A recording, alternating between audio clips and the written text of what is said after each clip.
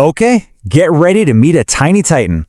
We're talking about a brand new electric car from the Chinese auto giant BYD, and they are aiming to shake up one of the most unique car markets in the entire world.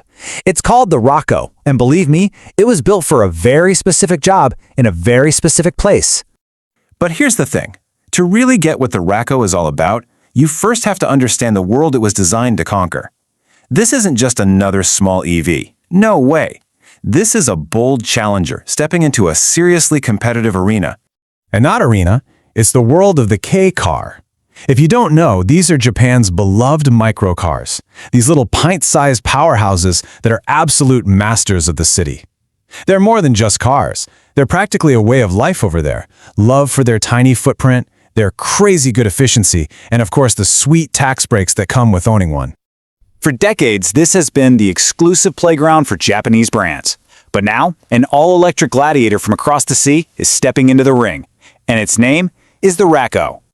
So what's it actually like inside this little challenger? Well, let's hop in, and the very first thing you're going to notice is that everything is dedicated to one simple idea: practicality. The moment you sit down, you'll see it's a classic K-car layout, which means they've made the most of every single inch. Sure, the cabin's cozy, but it's smart. The gear levers on the console to free up space, and the white leatherette gives the whole thing a surprisingly bright and modern feel. And right in front of you, you've got this really user-friendly tech setup. There's a floating touchscreen for all your media and navigation, right? But then there's a separate LCD screen just for the driver's info. It's this great blend of new tech that feels intuitive, not, intimidating. And this right here, this shows you a huge part of the RACCO's whole strategy. In a world that is obsessed with giant screens and zero buttons, BYD is making a really bold statement.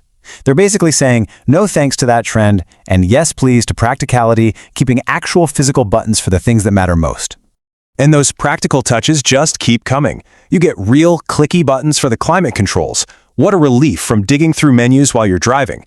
You've got every charging port you could possibly need, heated seats for chilly mornings, and even a little sunglass holder. It's these small, thoughtful things that really make a difference day to day. Oh, and when it comes to storage, the RACCO is like a little magician. There are clever cubbies and compartments tucked away absolutely everywhere. The console, the glove box, down in the center tunnel. It's a car designed for real life with a place for all your stuff. Okay, so let's step outside for a second and see how that same practical thinking is reflected in the RACCO's design. This car wasn't just built for the city. It feels like it was sculpted by it. Just take a look at these dimensions. This thing is a true city slicker, built to dance through the narrowest streets you can imagine and slip into parking spots that most cars wouldn't even attempt. It's perfectly in tune with the rhythm of city life in Japan. Now that classic boxy shape, that's not just a style choice. It's a huge strategic advantage. That tall, upright windshield gives you this fantastic, commanding view of the road, a panoramic perspective that's absolutely critical when you're navigating the beautiful chaos of a busy city.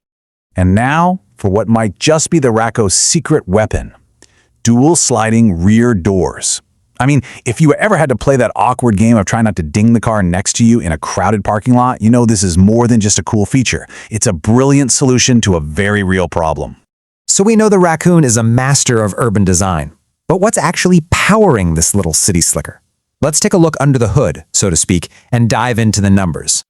The RACCO has a range of 180 kilometers.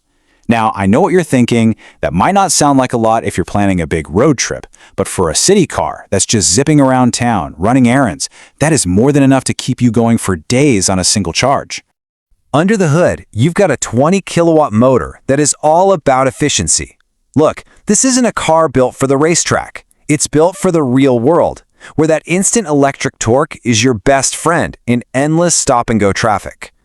And now for the number that could be the absolute key to the RACCO's success: the price.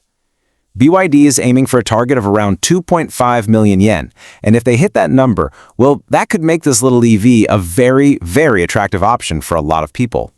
A few more key details for all the tech fans out there: it's front-wheel drive, it's powered by a super durable LFP battery from BYD's own company, and it supports DC fast charging up to an impressive 100 kilowatts. That is a serious amount of charging speed for a car this size. So, why is BYD so focused on this little car? Well, it's because they are chasing a very, very big prize. Let's zoom out and take a look at the incredible opportunity that is the Japanese K-car market. Get ready for this number, because it's kind of mind-boggling. In 2023 alone, drivers in Japan bought over 1.6 million K-cars. I mean, to put that in perspective, the super popular Honda N-Box is just a fraction of that total. This isn't just a market, it's a phenomenon, and a massive opportunity for a company like BYD. And this isn't some far-off dream either. BYD is planning to unleash the RACCO on the Japanese market in the summer or autumn of 2026. Yeah, the countdown has already begun.